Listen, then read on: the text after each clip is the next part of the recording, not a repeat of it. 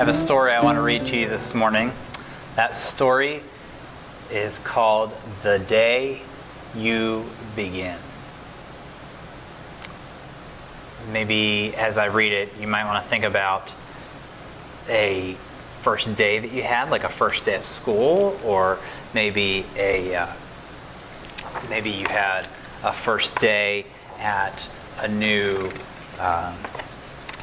sport team that you played on, or the first day at a band or musical practice that you had. It's called The Day You Begin. There will be times when you walk into a room and no one there is quite like you. Maybe it will be your skin, your clothes, or the curl of your hair. There will be times when no one understands the way words curl from your mouth, the beautiful language of the country you left behind. My name is Rigoberto. We just moved here from Venezuela. And because they don't understand, the classroom will fill with laughter until the teacher quiets everyone.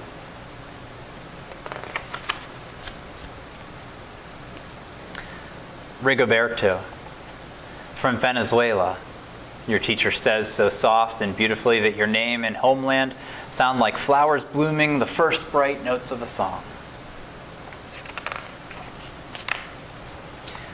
There will be times when the words don't come. Your own voice, once huge, now smaller. When the teacher asks, "What did you do last summer?" Tell the class your story. "We went to France," Chayla says. "These shells came from a beach in Maine."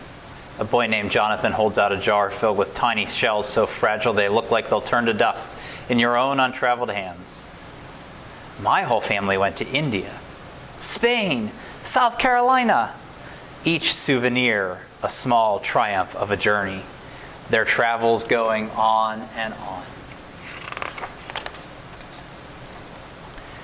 And as you stand in front of that room, you can only remember how the heat waved as it lifted off the curb, and your days spent at home caring for your little sister, who made you laugh out loud and hugged you hard at nap time. You can only remember the books you kept on reading long after she had fallen to sleep. And in that room where no one else is quite like you, you'll look down at your own empty hands and wonder, what good is this when other students are flying and sailing and going somewhere? There will be times when the lunch your mother packed for you is too strange or too unfamiliar for others to love you, or for others to love as you do. When even your own friend Nadja will wrinkle her nose and say, "What's in there anyway?" And you'll wonder how she doesn't see the rice beneath the meat and kimchi. You'll wonder why she doesn't remember that rice is the most popular food in the world. There will be times when the climbing bars are too high, the run is too fast and far, the game isn't one you can ever really play. I don't want him on our team. You can watch. Maybe you can have a turn later. There will be times when the world feels like a place that you're standing all the way outside of.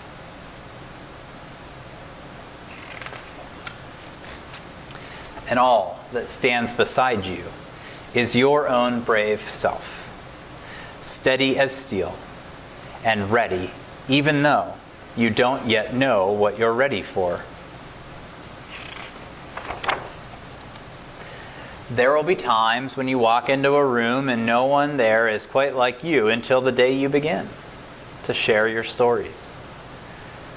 "My name is Angelina, and I spent my whole summer with my little sister," you tell the class, your voice stronger than it was a minute ago. "Reading books and telling stories, and even though we were right on our block, it was like we got to go everywhere." "Your name is like my sister's," Rigoberto says. Her name is Angelina too. And all at once, in the room where no one else is quite like you, the world opens itself up a little wider to make some space for you. This is the day you begin to find the places inside your laughter and your lunches, your books, your travel, and your stories, where every new friend has something a little like you and something else so fabulously not quite like you at all.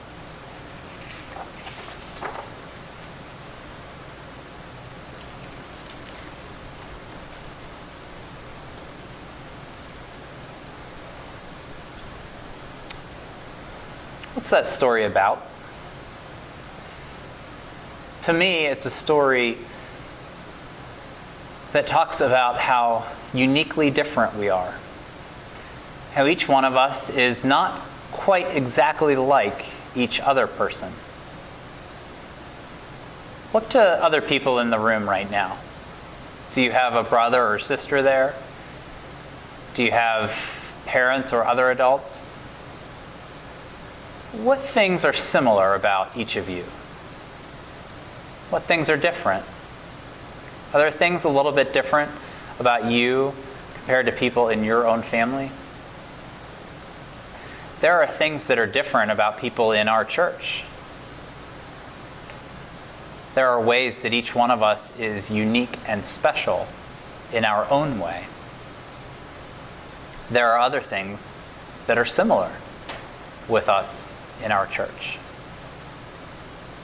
Right now, there's a lot of talk in the country about how we interact with people who are different than us.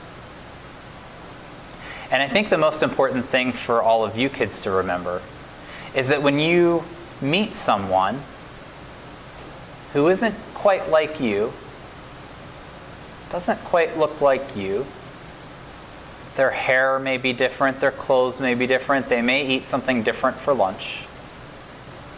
Their skin color might be different. They may be taller or shorter than you. You may be a boy and they may be a girl.